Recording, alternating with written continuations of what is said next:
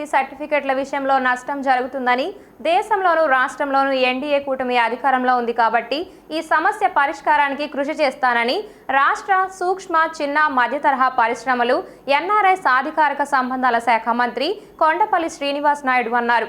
పశ్చిమ గోదావరి జిల్లా భీమవరం వచ్చిన మంత్రి శ్రీనివాస్ నాయుడు ముందుగా హౌసింగ్ బోర్డు కాలనీలోని వెంకటేశ్వర స్వామిని దర్శించుకున్నారు.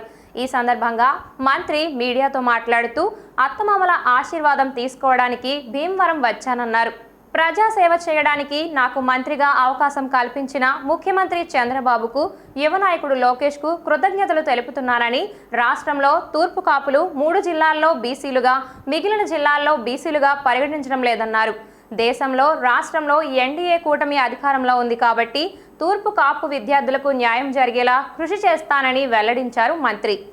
మంత్రిగా తొలిసారి భీమవరం వచ్చిన శ్రీనివాస నాయుడుకు ఎమ్మెల్యే పులపర్తి రామాంజనేయులు, జనసేన పార్టీ ఉమ్మడి పశ్చిమ గోదావరి జిల్లా అధ్యక్షులు కొటిగలపూడి గోవిందరావులు, జన సైనికులు ఘన స్వాగతం పలికారు. నమస్కారాలు. ఈరోజు భీమవరం రావడం జరిగిందంటే మా అత్తవారు భీమవరం. ఆ క్రమంలో ఆయన ఆశీర్వాదం కోసం ఆయన ఇంటికి రావడం జరిగింది. అత్తమామల ఆశీర్వాదం కోసం ఆయన ఇంటికి వచ్చి ఆశీర్వాదం తీసుకొని వస్తే మొత్తం భీమవరం అందరూ కూడా పులకరించి నన్ను దీవించడానికి వచ్చారు. వీళ్ళందరికీ కూడా ప్రత్యేకమైన ధన్యవాదాలు తెలియజేసుకుంటున్నాను. అంటే ఒక మంత్రిగా, యువ నాయకులుగా ఈరోజు నాకు ఈ అవకాశం కల్పించిన చంద్రబాబు నాయుడు గారికి, అలాగే మా యువ నాయకులు లోకేష్ బాబు గారికి, వారికి ప్రత్యేకమైన ధన్యవాదాలు తెలియజేసుకుంటూ ఈరోజు ఈ హోదాలో ఇక్కడ రావడం, మీ అందరినీ పరిచయం చేసుకోవడం చాలా ఆనందంగా ఉందని, మరి ప్రజాసేవ చేసుకోవడానికి, చేయడానికి చాలా బాధ్యతైన పొజిషన్లో నాకు ఈ అవకాశం కల్పించిన ప్రజానీకానికి నేను చాలా సంతోషంగా ఈ 5 ఏళ్ల కాలం మంచి సేవను అందిస్తానని ఈ వేదిక ద్వారా తెలియజేస్తాను. అంటే గత 10 ఏళ్ళుగా మా మావయ్య గారు దాని ఓబీసీ చైర్మన్, దాన్ని పూర్తి స్థాయి కసరత్తు చేస్తూనే ఉన్నారు. క్షేత్రస్థాయిలో ఏ రకంగా అయితే దాన్ని సాల్వ్ చేసే దశగా ఢిల్లీలో ఆయన పూర్తి స్థాయిలో ఎంతవరకు అయితే తీసుకెళ్లారో అక్కడి నుంచి ముందుకు తీసుకెళ్ళడానికి, ఒక సొల్యూషన్ వచ్చే దశగా పనిచేయడానికి నేను కృషి చేస్తానని. ఎందుకంటే ఇది చిన్న విషయం కాదు. ఒక ఓబీసీ అంటే 3 జిల్లాల్లో బీసీగా పరిగణన చేసుకొని ఈ మిగతా జిల్లాల్లో బీసీ కింద పరిగణన చేసుకోకపోవడం అంటే జనరల్ కేటగిరీలో, అంటే సెంట్రల్ గవర్నమెంట్ ఓబీసీలో పరిగణన లేకపోవడం చాలా బాధాకరం. చాలా మంది విద్యార్థులు నష్టపోతున్నారు.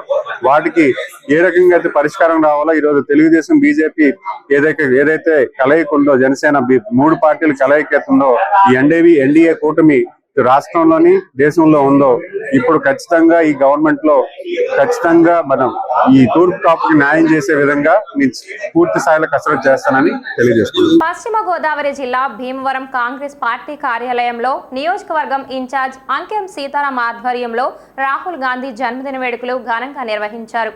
ఈ కార్యక్రమానికి కాంగ్రెస్ పార్టీ సీనియర్ నాయకులు, మాజీ MP, TTD chairman Kanumuri Bapiraju ముఖ్య అతిథిగా పాల్గొని రాహుల్ గాంధీకి శుభాకాంక్షలు తెలిపారు. అనంతరం కేక్ కటింగ్ కార్యక్రమం ఘనంగా నిర్వహించారు. అనంతరం మాజీ ఎంపీ, మాజీ టీటీడీ చైర్మన్ కనుమూరి బాపిరాజు మరియు నియోజకవర్గ ఇన్ఛార్జ్ అంకెం సీతారాం మాట్లాడుతూ, మన భారతదేశం వ్యాప్తంగా భారత జోడో యాత్ర కాశ్మీర్ టు కన్యాకుమారి సుమారు 4000 కిలోమీటర్లు పాదయాత్ర చేసిన వ్యక్తి రాహుల్ గాంధీ మరియు భారత్ న్యాయ పోరాటం కోసం 3000 కిలోమీటర్లు భారతదేశ వ్యాప్తంగా పాదయాత్ర చేసిన ఏకైక వ్యక్తి రాహుల్ గాంధీ కావడం మనకు గర్వకారణం. సార్వత్రిక ఎన్నికల్లో ఎన్డీఏ కూటమికి ధీటుగా కాంగ్రెస్ పార్టీని ముందుకు నడిపించిన వ్యక్తి రాహుల్ గాంధీ. అటువంటి మహోన్నత వ్యక్తికి ఈరోజు పుట్టినరోజు వేడుకలు నిర్వహించడం అనేది చాలా ఆనందదాయకం. మీరు ఇలాంటి పుట్టినరోజులు మరెన్నో జరుపుకోవాలని, రాబోయే రోజుల్లో మన భారతదేశానికి ప్రధానిగా కావాలని ప్రజలందరూ కోరుకుంటున్నారు. కార్యక్రమంలో రాష్ట్ర ప్రధాన కార్యదర్శి జేఎస్ఆర్, కాంగ్రెస్ నాయకులు మద్దాల సాయి, పశ్చిమ గోదావరి జిల్లా యూత్ కాంగ్రెస్ అధ్యక్షులు సోము నాగకేశవబాబు, జిల్లా భీమవరం యూత్ పట్టణ అధ్యక్షులు బోనం రవికుమార్, ఏవి రామరాజు, మహిళా కాంగ్రెస్ పార్టీ అధ్యక్షురాలు సోడదాసి సెల్వియా, పివి దుర్గారావు, కొల్లి సత్య శ్రీనివాస్, బి గౌరినాయుడు, ఎండి రమేష్, ఎస్ దేవకుమార్, గంచాల సుబ్రహ్మణ్యం, గుండె సురేష్ తదితరులు పాల్గొన్నారు. రాహుల్ గాంధీ గారి యొక్క జన్మదినోత్సవం కార్యక్రమంలో భాగంగా మన భీమవరం రావడం జరిగింది. ఈ పుణ్యభూమి, ఇది అటు అల్లూరి సీతారామరాజు గారు కానీ, ఇటు దేశం కోసం పారినటువంటి మహానుభావులు ఈ గడ్డ మీద ఎంతోమంది జన్మించారు.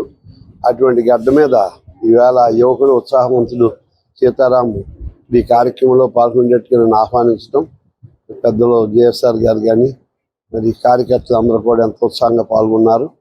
ఇవాళ రాహుల్ గాంధీ గారి పుట్టినరోజు కార్యక్రమంలో భాగంగా దేశవ్యాప్తంగా కూడా ఎన్నో రకంగా పండగ మాదిరిగా చేసుకున్నట్టుగా నేను విన్నాను. చాలా సంతోషంగా ఉంది.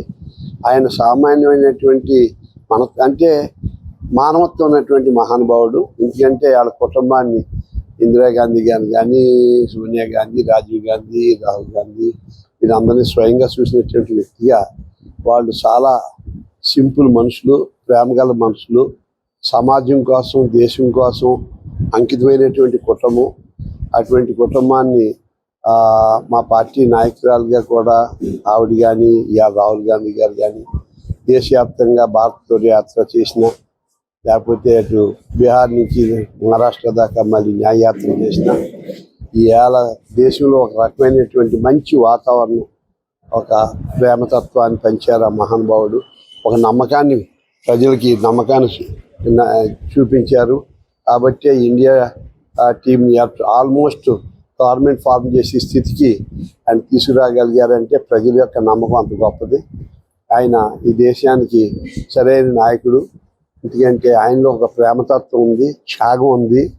ఏంటంటే ప్రధానమంత్రి పదవి ఇచ్చినా కూడా అక్కర్లేదని చెప్పి ఇంకా నేను సమాజంలో సమస్యలు చాలా తెలుసుకోవాలి, అవగాహన చెందాలి అనే మాట నేను నా దృష్టిలో ఎక్కడో కానీ వినము. అలాగే సోనియా గాంధీ గారిని కూడా ప్రధానమంత్రిగా ఆఫర్ చేస్తే ఆవిడ మన్మోహన్ సింగ్ ఇవ్వటం జరిగింది.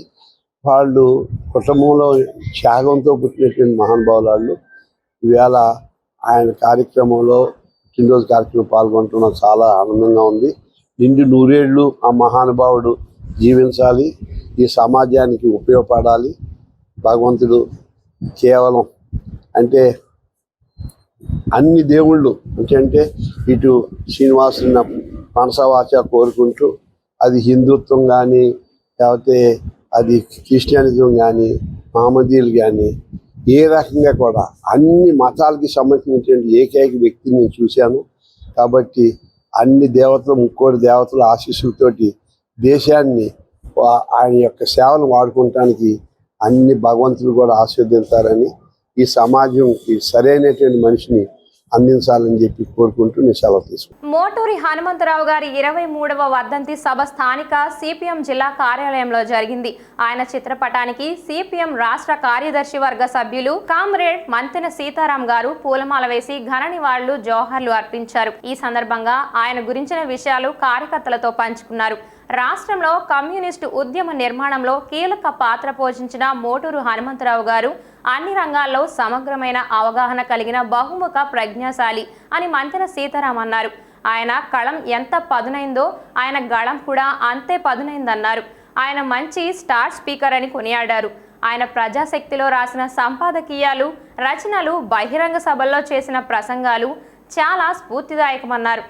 ఈ కార్యక్రమంలో సిపిఎం కార్యదర్శి వర్గ సభ్యులు జేఎన్వి గోపాలన్, కౌరు పెద్దిరాజు, పివి ప్రతాప్, డి కళ్యాణి, జిల్లా కమిటీ సభ్యులు కె రాయ్, ఎం వైకుంఠరావు మరియు కార్యకర్తలు పాల్గొన్నారు. 80వ దశకంలో మీలో చాలామంది ఆయన చూసుంటారు. మన బలరాం గారు, రాయ్ గారు, మన గోపాల్ గారు వీళ్ళందరూ కూడా ప్రత్యక్షంగా చూశారు ఆయన రాష్ట్ర కార్యదర్శి, పార్టీ రాష్ట్ర కార్యదర్శిగా పనిచేశారు. మన ప్రజాశక్తి పత్రికకి దీర్ఘకాల ఎడిటర్గా పనిచేశారు. మన పార్టీకి ఎడాపెడా ధోరణులు వచ్చినాయి. ఒకటి సిపిఐది, రెండోది నక్సలైట్స్ది. ఈ రెండింటికి వ్యతిరేకంగా వీటి యొక్క దివాళాకోరు వ్యవహారాలని, వాళ్ళ సిద్ధాంతాన్ని ఎదుర్కోవడంలో కామెడీ అమిర్చి చాలా ప్రముఖ పాత్ర మన రాష్ట్రంలో వహించారు. ఆయనది గళం ఎంత పదునైందో ఆయన గళం, ఆయన కంఠం కూడా అంత పదునైంది. మన రాష్ట్రంలో మంచి స్టార్ స్పీకర్గా అన్ని జిల్లాల్లో ఏదైనా పెద్ద మీటింగ్ జరిగితే హనుమంతరావు గారు రావాలని ఇప్పుడు డిమాండ్ చేసేవారు. అంత గొప్ప స్పీకర్ ఆయన, బాగా ఉపన్యాసకుడు. మన పార్టీని నిర్మించడంలో, మన పార్టీని దీర్ఘకాలం నాయకత్వం వహించడంలో, మన అనేక ప్రజా సంఘాలని నిర్మించడం అన్నింటిలో కూడా చాలా ప్రముఖ పాత్ర వహించిన కామ్రేడ్ ఆయన.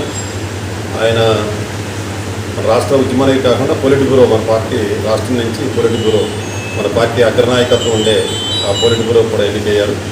పొలిట్ బ్యూరో సభ్యులుగా కూడా చాలా కాలం పనిచేశారు. తర్వాత